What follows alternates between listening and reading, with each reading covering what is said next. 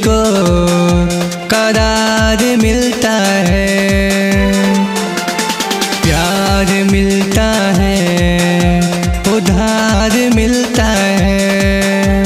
बेचैन दिल को करार मिलता है यीशु के नाम से, यीशु के नाम से, यीशु के नाम से, यीशु के नाम से।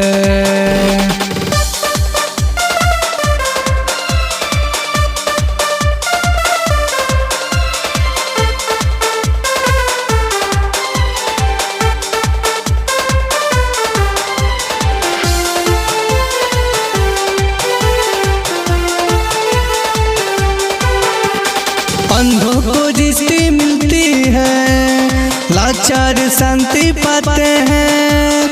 अंधों को दृष्टि मिलती है, लाचार शांति पाते हैं। बंधन में जो जकड़े हैं वो मुक्ति पाते हैं। बंधन में जो जकड़े हैं वो मुक्ति पाते हैं यीशु के नाम से, यीशु के नाम से, यीशु के नाम से, यीशु के नाम से।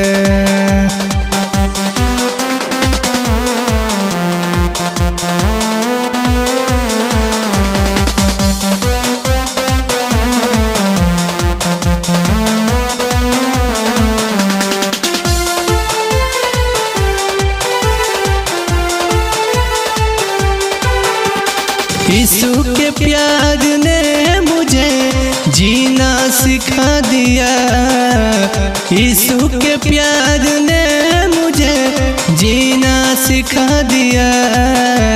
मेरे लिए तो प्यार का दरिया बहा दिया, मेरे लिए तो प्यार का दरिया बहा दिया।